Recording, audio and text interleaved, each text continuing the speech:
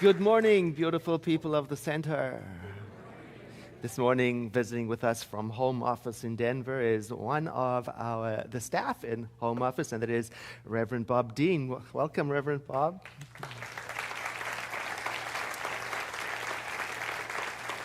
And he's come early because this next week we're going to be filled up with important people, because the ministers of our movement are graduating right here at the centers on Wednesday evening service. It's going to be a tremendous mythic proportion event. So please come to the service. So I see you picked up my reference to our new theme. You heard Jennifer say this month our theme's focus is shifting to the power of myth. And the book by the same title is a conversation. It's about a conversation that took place in the mid-1980s between Bill Moyers and Joseph Campbell. And it actually started at George Lucas's Skywalker Ranch. And it turned into a 6-hour PBS series. Some of you may have seen that. So this book is like a companion piece because it's the transcription of the conversation. And a lot of the conversation didn't make it into the series. So it's quite rich to read about. And in it, they're talking about what are myths and what can they do for us. And especially what can they do for us when we catch on fire with interest for what's inside of them. So myths are many different things, but among the things that myths can be they are stories that capture the deep meaning of this condition called being alive. They tell us about the deep life themes that occur in this state of being alive. So, what are the big themes that happen across time and culture? Well, for example, the time-old story of boy meets girl, or girl meets girl, or person meets person, right? Because it doesn't matter who the characters are, the elements of the story are going to be the same. Across time and across culture, you can expect typical segments to appear. For example, there's the attraction, there's the passion, there's the deepening, there's the crisis, there's the betrayal, there's the recovery, right? And so on. So it doesn't matter whose name is on the story doesn't belong to any particular couple. It's the story of life, of being alive, in that we recognize ourselves in the story, or we recognize our people in the story. We know something about these timeless themes. I remember hearing Byron Katie speak once, and she was telling the story about her husband, Stephen Mitchell, who was putting together a new version of the epic poem, the Epic of Gilgamesh, which is written 2,500 BC. And I think it's considered to be the world's first truly great work of literature. And she tells how her husband was explaining to her what the elements in the story were. So he was saying something, I'm imagining this, there's oppression, there's fight, there's flight, there's alliances, there's friendships, there's the crisis, there's the quest for eternal youth. There's romantic advances, there's rejection, there's jealousy, there's retribution. To which Katie responded, so there isn't anything new in it. Right? So 5,000 years later, it's still about who done what to whom. Still. Timeless themes that we add to, and when we look into them, we recognize our path. Yeah, I'm in there. And great stories, great myths, they're great when they take us beyond the details of the names and the places and the time. They take us on the journey inward so we can see ourselves in other people's crises, in other people's resolutions, in other people's survival, in other people's choices. We look into it deeply. So great myths don't necessarily point out turn-by-turn instructions for life. They're not that kind of map. Rather, they lead us into a state of great awe at our shared experience of humanity. I was thinking about, turn-by-turn instructions from the early map programs. You remember when things like MapQuest and Google Maps and all the various different things came out? They weren't always accurate, right? So you couldn't take them literally. And some people did and find themselves turning into a brick wall, right? I remember that. I remember taking some directions from the internet, and it said, and turn off at this exit on the freeway. And there was no exit. And some of the big mythological stories of our time, and many of them come from the world religious traditions, if taken too literally as a map for turn-by-turn instructions, they can lead you into a brick wall. In the first service, they laughed.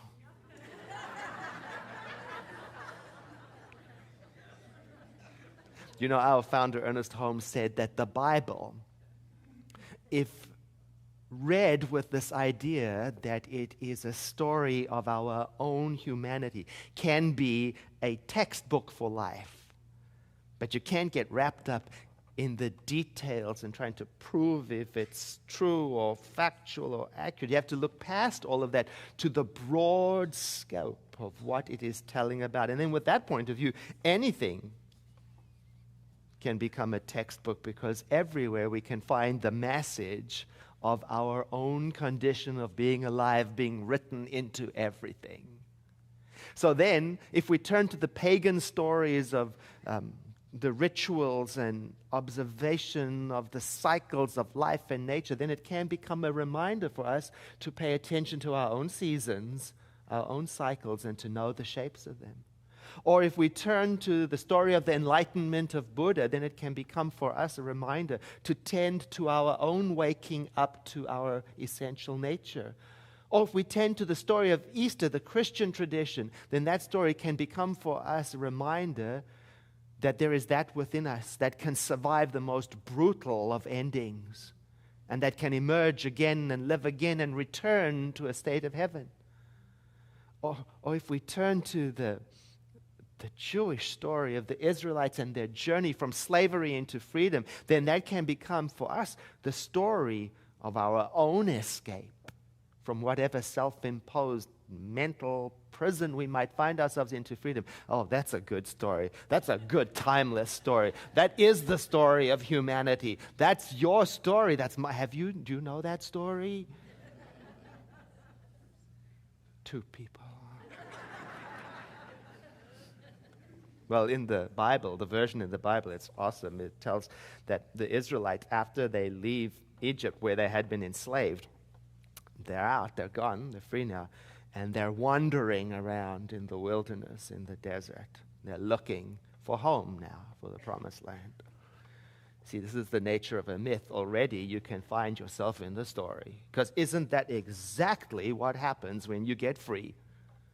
You wander around a bit. See, they'd been enslaved as a people in Egypt, and then they're rescued by Moses, really by God, and on their way to the land of milk and honey. This is where you have to lean into the story and ask, how is this my story? And then you can find the answer. Look, if you've ever felt trapped, stuck, enslaved by something or someone, if you've ever yearned for freedom and a place of sanctuary, this is your story. Or if you've ever had to reluctantly take the lead and lead, this is your story.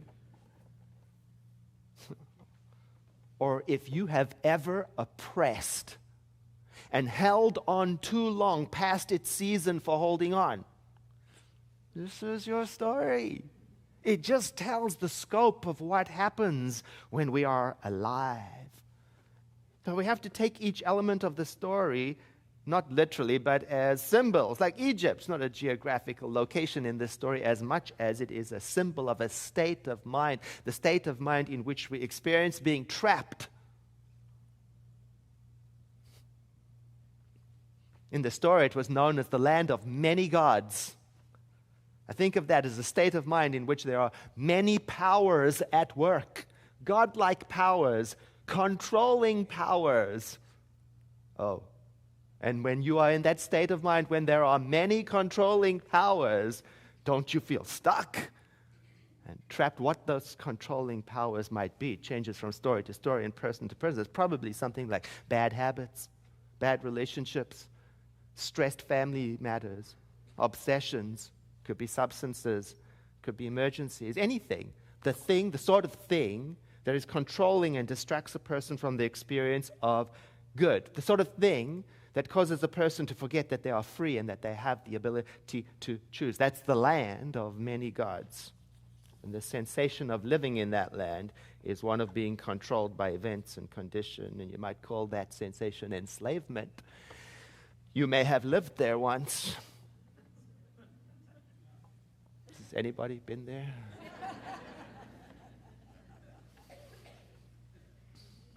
So, very soon after their escape, there they are. They're wandering through the desert and they're searching for home. And right here is where the story becomes the story of every human being. Because something happens. And it happens to every human being. There they are, they're wandering through the desert. And they begin to doubt. They falter in their faith. You see, this is a good story.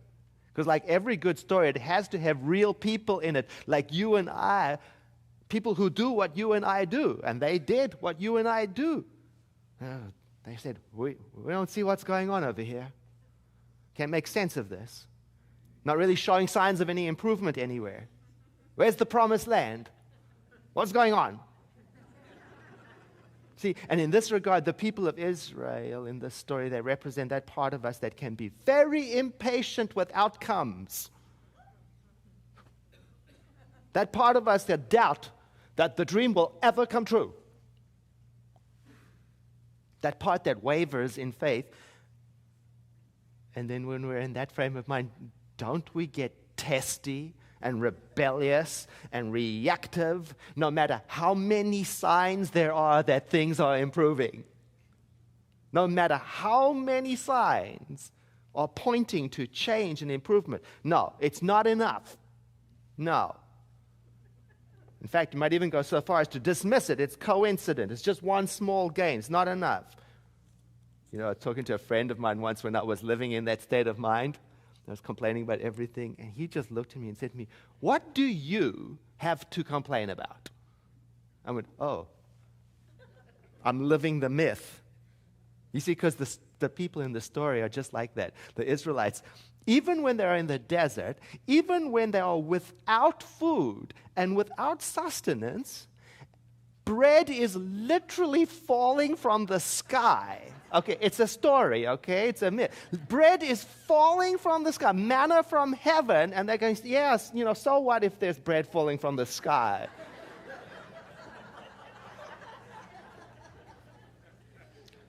So what if we've been set free from hundreds of years of pain? It's not enough. We're not happy. It's not as good as it used to be, I'll tell you that. You see, there's the story. Here's the theme. The glamorization of the past, accompanied with the steadfast refusal to count present blessings. Do you see yourself in there anywhere?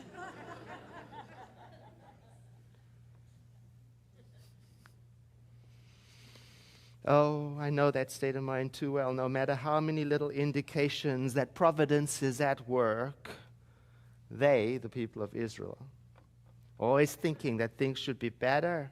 So what do? They always sneak off and worship idols and other gods. You know what worship means? It's when you make something worthy of your full attention.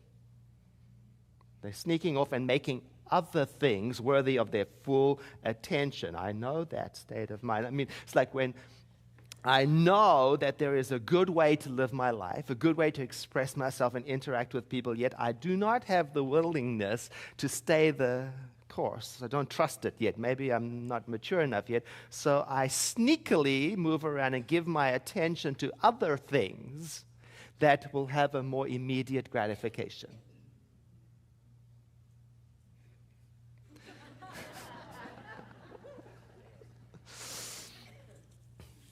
Interesting thing about the Israelites in this part of the story, don't you know that while they were in that reactive, willful place, that they didn't go anywhere?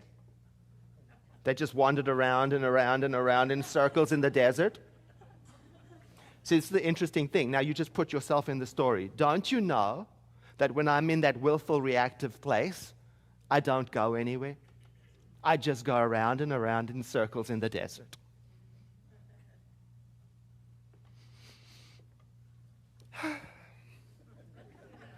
Busily giving my attention to anything other than my inner life. Anything will do. Yeah, and don't you know? So Moses, I'm skipping ahead in this story because you don't need the whole story. You need a line, right? So Moses, he goes to get instruction to help bring order to the process of getting somewhere. He goes to get the 10 Commandments, the guides along the spiritual path. And what do they do with them? See, there you put yourself in the story. I received guidance while on the path. And what did I do with it? Do you see yourself? Oh, the power of myth. And you don't need all the commandments. Let's just take the first 2 that came down from the mountain. Thou shalt not have any gods before me. Thou shalt not have any graven images. And if you do, it just happens to be the way of things that you will cause trouble. And that is not because I'm a punishing or angry God. That's just because whatever you put in first place in your life will dominate the scene of your consciousness. It's just a natural law being explained. Oh. So any idea, any fact, any story, any person, any outcome to which you give the power of your focused awareness ends up controlling your mind and your actions. And you might call that a graven image. Graven means carved, copied. It's not the actual thing, it just looks like it. It's not actually God. It just looks like it. It's not actually freedom. It just looks like it. You know, a friend of mine said to me the other day, listen, it's really easy to put the truth in first place in your life during good times. It's when things are going bad that it's much harder to do that. When things get bad and crazy, then it's much easier to give first place to something you can see and touch and hold than to some mysterious and invisible idea. Because, you know, when things are bad, then a person is warmer to cuddle up to than a principle. A little substance create the mood quicker than a prayer will. A little trinket purchased make you feel safer than any philosophy. And that's actually what happened in the story. To get back to the story, that's what happened to the story. While he's up on the mountain, he's receiving the instructions, the natural laws for staying on the path. And they started to get nervous. It's not happening fast enough. They're saying, what's going on? This is taking too long. Where is he? Maybe he won't come back. Maybe we will perish. This isn't okay. See, they stopped remembering that they had been enslaved. And they said, we need to go back. We need a God we can see. We need a God we can touch. So they melted down all of their jewelry and they made a calf to worship, because that was the way of the ancient cultures, an image of fertility or something. A powerful image. It was the old way. It hadn't worked for them before, but they were going back.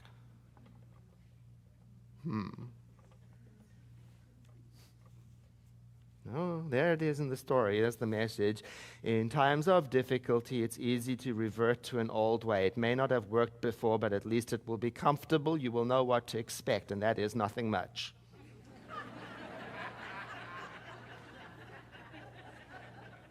But I'm going back.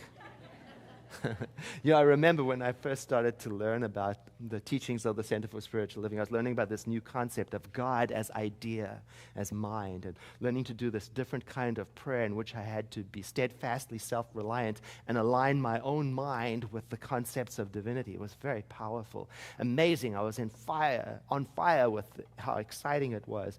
And then a big crisis happened. And bam, before I knew it, I was on my knees reciting the prayers from my childhood. Anybody else find themselves in that story?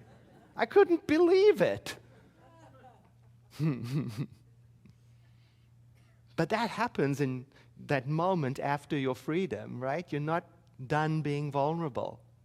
Like the Israelites, they're just out of slavery, and they had not been permitted to think for themselves or govern themselves for the longest time. So it's understandable that they were still a little childlike in that part of the story. I understand that. And when difficulty arose, they got nervous and they wanted their old stuff back. You see, but the myth, the story, here's what it's saying. Without saying it, it's saying, don't go back. Don't go back.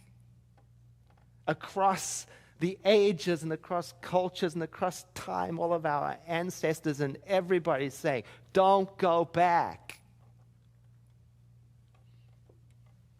A friend of mine in recovery said he completely can relate to this. He said, because in that moment, after recovery begins, in that moment, you're very vulnerable. And every single day that you don't take that old God back counts. And every single day that you don't yearn for your previous enslavement counts. Great metaphysical writer Erwin Seal says, whatever moves you to action or inhibits your action is to you a God. Whatever you believe in to the point of being affected by it is a God to you. Especially those things that take away your freedom, that confuse you. I was remembering the amazing Kreskin, the mentalist. And he did this thing on a show where he had a bunch of sports figures, athletes, and he had a tire. It was only about 8 feet away from them. And the task was to throw a ball through it, and they could all do it. And he said, what would you say if I told you you couldn't do that? They were, obviously we can, it's easy to do. So then he led them in a process, I think like a visualization, where he got them to think about and really revisit the most distressing, the most upsetting, the most traumatic experience of their life. And not one of them was able to throw the ball again through the hole. That's the effect of giving your attention to something that takes away your power. Another great metaphysical writer, Emmett Fox.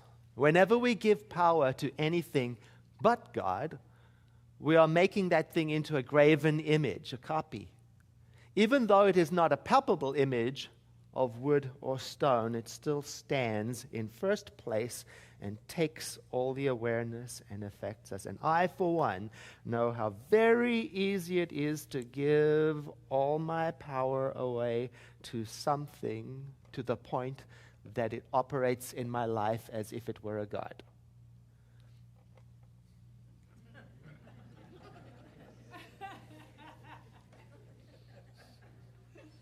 I mean, it can be simple things, right? Like I remember the first time I bought a house. I couldn't afford it. So I worried about it. Have you heard that phrase, God is all there is?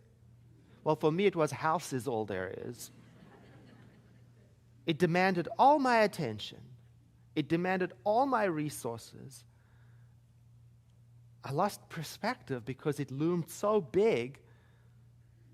It caused me to develop wrong priorities, and it affected everything. Everything. because I was worshiping, making worthy of my full attention something that wasn't the thing. But it can be other things too. Like this is very similar to the first time I fell in love. And the second time. And the third time.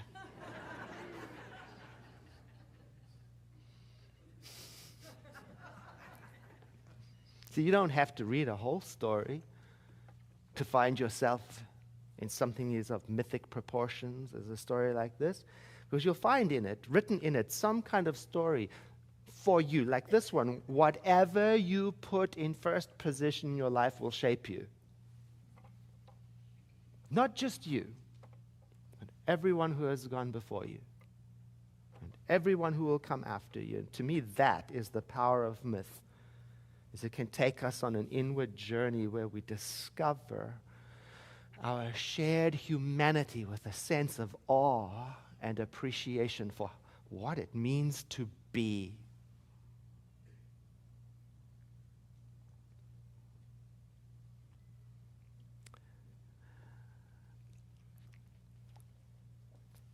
In the book, Bill Moyers asks Campbell, do you remember the first time you discovered myth? When did story first come alive for you?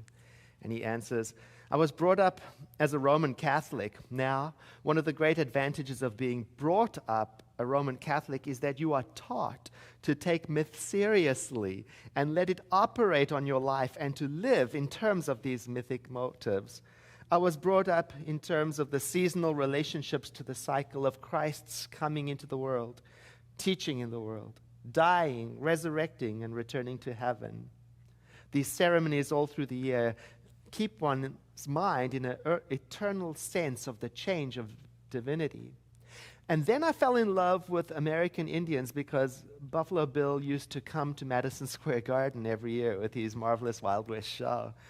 And I wanted to know more about Indians. So my father and mother, being very generous parents, found what books were being written for boys about Indians at that time.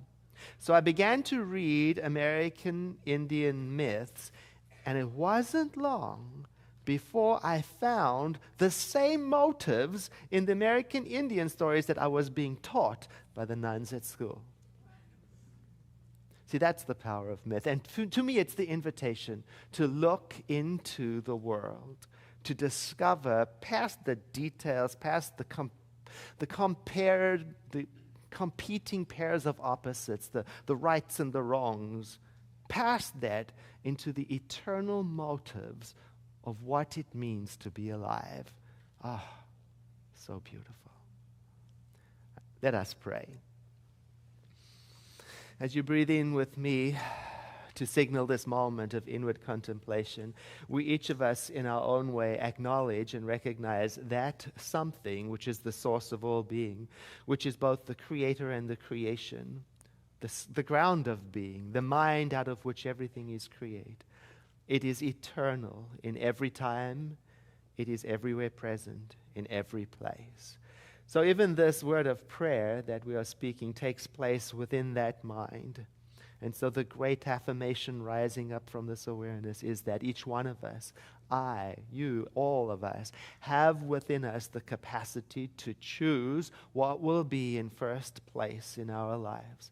And in this way, we take our stand among the community of beings, contributing to that great tapestry that is called life. We feel the support of the stories of everyone who has gone before us, and we sense the awesome responsibility of contributing to the lives of all those who are to come. In deepest gratitude for this awareness, we release this word of prayer into the law of mind, and we let it be established. In other words, we live now as if this is so, and so it is.